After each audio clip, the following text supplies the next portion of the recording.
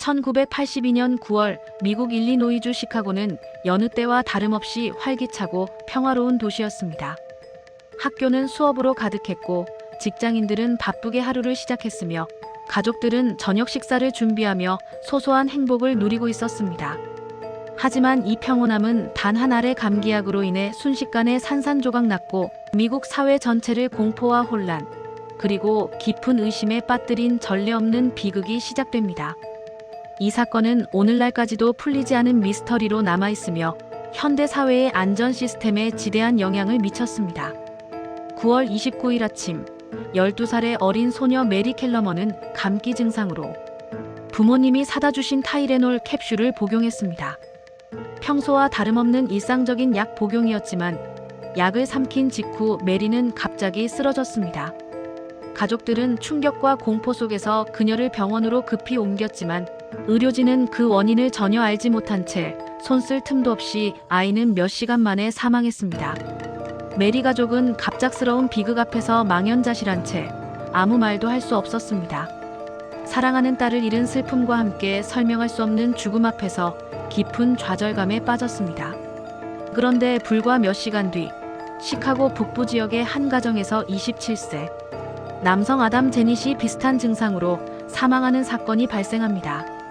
그 역시 원인 불명의 죽음이었으며 초기 수사 단계에서는 단순한 질병이나 우연한 사고로 여겨지기도 했습니다. 아담의 가족들은 아직 아담의 비극을 채 받아들이기도 전에 상상할 수 없는 더 큰 참사와 마주하게 됩니다. 아담의 동생 스탠리 그리고 그의 부인 테레사까지 같은 날 잇따라 사망한 것입니다.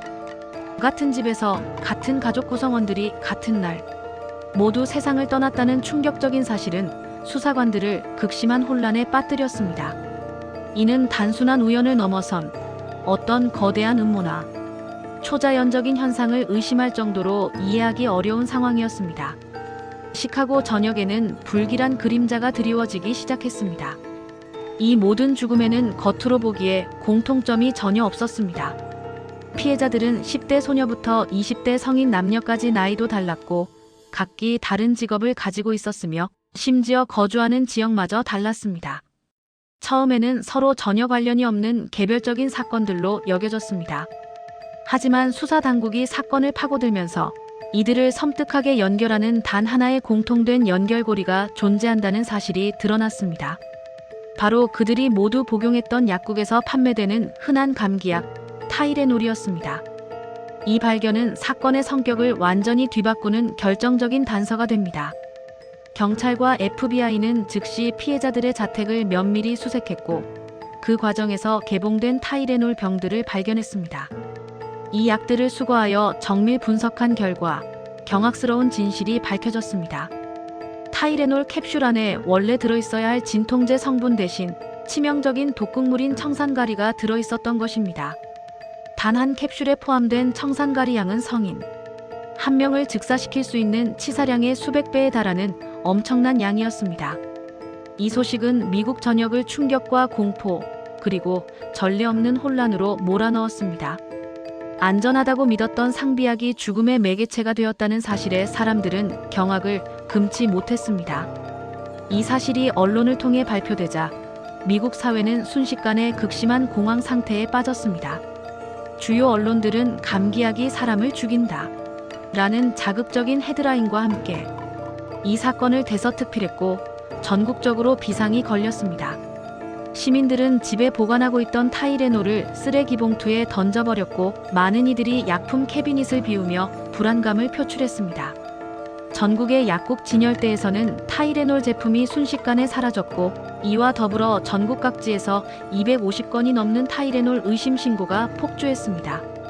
평범한 일상 속에서 누구나 손쉽게 접할 수 있는 상비약이 죽음의 매개체가 되었다는 사실은 사람들을 극심한 불안감에 시달리게 했으며 사회 전반에 깊은 불신을 드리웠습니다. 사람들은 이제 어떤 약도 믿을 수 없게 되었습니다. 하지만 이 사건의 가장 무서운 점은 단순한 제약 사고나 생산 과정의 실수가 아니라는 점이었습니다. FBI와 지역 당국이 합동으로 대규모 수사에 착수했고 광범위하고 심층적인 조사를 통해 충격적인 결론에 도달했습니다. 독극물은 타이레놀 제조 공정에서 실수로 섞인 것이 아니었으며 약품 유통 단계에서 누군가 고의적으로 주입한 명백한 범죄 행위라는 사실이 밝혀진 것입니다. 이는 사건의 심각성을 한층 더 높였습니다. 이제 범인의 의도와 배후에 대한 의문이 제기되기 시작했습니다. 범인은 매우 교활하고 잔혹한 방법으로 범행을 저질렀습니다. 그는 일반 소비자처럼 약국 진열대에 놓여있는 타이레놀 제품을 구매한 뒤 집으로 가져가서 캡슐을 조심스럽게 열고 그 안에 진통제 대신 청산가리를 넣었습니다. 그리고는 다시 캡슐을 봉합하고 완벽하게 원래 상태로 되돌려 놓은 다음 아무 일 없었다는 듯이 원래 있던 약국 매대에 되돌려 놓았습니다. 이 방법은 극도의 치밀함과 대담함을 필요로 하는 범죄였으며 일반인의 상상을 초월하는 잔혹함을 보여주었습니다. 범인의 목적이 무엇이든 그는 사람들의 생명을 가지고 장난을 치고 있었습니다. 이 범죄의 더 큰 소름 끼치는 부분은 범인이 특정 대상을 골라 살해한 것이 아니었다는 점입니다. 그는 단순히 타이레놀을 구매한 누구든지를 무차별적으로 노렸습니다. 성별, 나이, 직업, 사회적 지위와 상관없이 타이레놀을 복용하는 모든 사람이 잠재적인 희생자가 될 수 있었던 것입니다. 이 잔혹하고 무작위적인 살인 방식은 미국 사회 전체를 말 그대로 공포와 마비 상태로 몰아넣기에 충분했습니다. 사람들은 언제, 어디서 자신도 모르게 독극물에 노출될지 모른다는 불안감에 시달려야 했으며 이는 사회 전반에 걸쳐 극심한 패닉을 야기했습니다. 가정의약품에 대한 기본적인 신뢰마저 무너지는 순간이었습니다. 타이레놀 제조사인 존슨앤드존슨은 회사 역사상 가장 큰 위기를 맞게 되었습니다. 기업의 존폐가 걸린 절체절명의 순간이었으며 잘못된 대응은 회사를 영원히 파산으로 이끌 수도 있었습니다. 하지만 놀랍게도 이들은 매우 과감하고 전례 없는 그리고 혁신적인 결정을 내립니다. 그들은 즉시 전국에 유통된 모든 타이레놀 제품을 즉시 회수하라는 명령을 내렸습니다. 무려 3,100만 병이 넘는 제품이 시장에서 수거되었고 이미 제품을 구매한 소비자들에게는 전액 환불 조치가 이루어졌습니다. 당시 이러한 결정은 상상하기 어려울 정도의 막대한 손실을 감수하는 것이었으며 기업 역사상 유례없는 규모의 리콜이었습니다. 존슨앤드존슨의 대표는 텔레비전 광고에 직접 등장하여 대국민 호소를 합니다. 그는 단호하면서도 진정성 있는 목소리로 지금 즉시 타이레놀 복용을 중단하십시오라고 말하며 국민들의 안전을 최우선으로 생각하는 기업의 입장을 명확히 밝혔습니다. 기업이 이토록 공격적이고 전면적인 대응을 한 것은 당시로서는 최초의 사례였으며 이 결정은 훗날 위기관리의 교과서로 불리며 기업 경영과 공중보건 안전의 중요한 사례로 길이 기록됩니다. 이들의 신속하고 책임감 있는 대응은 당황하고 불안해하는 소비자들의 신뢰를 회복하는 데 결정적인 역할을 했으며 회사를 파산 위기에서 구했습니다. 한편 FBI는 이 미증유의 사건을 해결하기 위해 대대적인 수사에 착수했습니다. 사건의 심각성과 대중의 불안감을 고려하여 수사 당국은 전례 없는 규모의 인력과 자원을 투입했습니다. 2,000명이 넘는 용의자를 조사했고 수사 관련 보고서만 57건이 쌓일 정도로 엄청난 노력이 기울여졌습니다. 탐문 수사, 과학 수사, 통신 기록 분석 등 가능한 모든 수사 기법이 동원되었지만 결정적인 단서는 좀처럼 나오지 않았습니다. 시간은 계속 흘렀고 수사는 난항을 거듭하며 사건은 서서히 미제로 남는 듯 했습니다. 전 국민의 관심 속에 범인을 잡으려는 노력은 계속되었지만 진전은 더뎠습니다. 그러나 2000년대에 들어서면서 사건은 다시 한번 새로운 국면을 맞게 됩니다. 제임스 루이스라는 인물이 다시 수면 위로 떠오른 것입니다. 그는 사건 직후 존슨앤드존슨에 내가 이 일을 멈추게 하겠다. 100만 달러를 보내라는 내용의 협박 편지를 보낸 인물이었고 당시 체포되어 사기죄로 복역한 전력이 있었습니다. 그는 이 사건의 유일한 체포 인물이었으며 그의 존재는 사건 해결의 실마리가 될 것으로 기대되었습니다. 그리고 25년이 지난 후 FBI는 재수사를 통해 그의 집을 수색하는 과정에서 오래된 타이레놀 병들과 사건 관련 문서들을 발견했습니다. 이 증거물들은 FBI가 즉시 그를 유력한 용의자로 규정하게 만들었고 미궁에 빠졌던 수사는 다시금 불붙기 시작했습니다. 많은 이들이 마침내 40년에 가까운 세월 끝에 범인이 잡혔다고 생각하며 사건의 해결에 대한 희망을 품었습니다.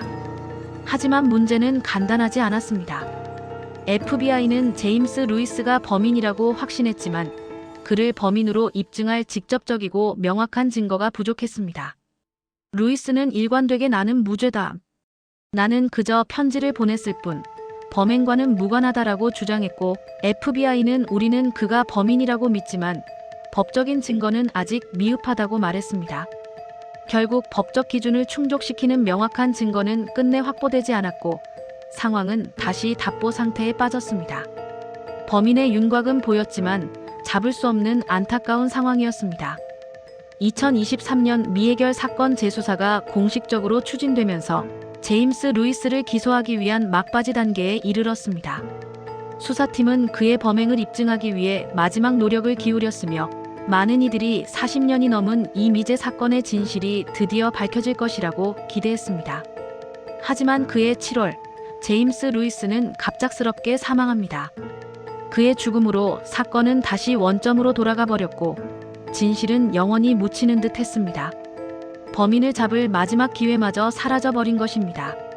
타이레놀 사건의 용의자 목록에는 한때 미국 역사상 가장 악명 높은 테러범 중 한 명인 유나바머 시어도어 카진스키도 포함되어 있었습니다. 그의 범행 방식과 타이레놀 사건의 무작위성 사이에 유사점이 있다는 주장이 제기되었기 때문입니다. 하지만 그 역시 증거 부족으로 용의선상에서 제외되었습니다.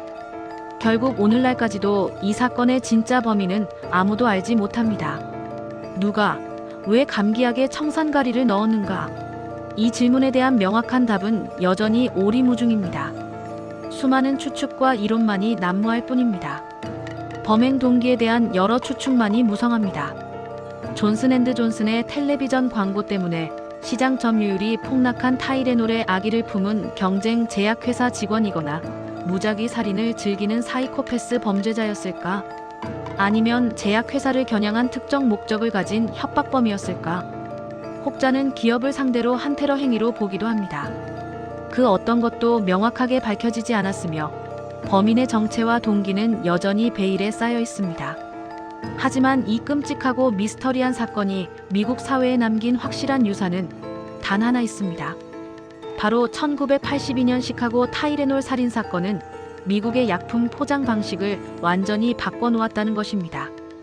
이 사건 이전에는 의약품 포장에 대한 규제가 미비했지만 사건 이후에는 소비자가 개봉하기 전에는 절대로 다시 조립하거나 조작할 수 없도록 설계되었고 2중, 3중의 보호막이 의무적으로 도입되었습니다. 우리가 오늘날 흔히 접하는 쉽게 뜯기 어려워 때로는 불평하게 되는 약 포장들, 예를 들어 캡슐 하나하나를 개별적으로 밀봉하거나 병막에 위에 추가적인 보호실이 붙어있는 것들은 바로 이 잔혹한 사건의 결과물입니다. 이 사건은 소비자 안전에 대한 의식을 근본적으로 변화시켰으며 전 세계 의약품 포장 규제의 기준이 되었습니다. 타이레놀 독극물 주입 사건. 이 미스터리하고 잔혹한 범죄로 인해 7명의 무고한 생명이 목숨을 잃었고 수백만 명의 미국인들이 극심한 공포에 떨어야 했습니다. 그리고 이 모든 비극을 저지른 범인은 지금까지도 자유롭게 살아갔을지도 모릅니다. 단 한 번도 그 죄에 대한 대가를 치르지 않은 채 자신의 범행이 사회에 남긴 거대한 영향을 지켜보며 말입니다. 43년이라는 긴 시간이 지났지만 여전히 우리의 마음속에 남는 질문은 단 하나입니다. 진짜 범인은 누구였는가? 그리고 더 소름 끼치는 무서운 질문은 이것입니다. 그는 지금도 어딘가에서 우리와 같은 약국에서 같은 약을 보고 있지는 않을까? 진실은 여전히 어둠 속에 깊이 잠겨 있으며 이 질문들은 현대 사회를 살아가는 우리에게 깊은 생각할 거리를 던져주고 있습니다. 안전하다고 믿었던 일상 속에서 언제든 위협이 될 수 있다는 경고를 끊임없이 던지고 있습니다. 이 미해결 사건은 단순한 범죄를 넘어선 우리 사회의 불안과 공포를 상징하는 하나의 거대한 미스터리로 남아 있습니다.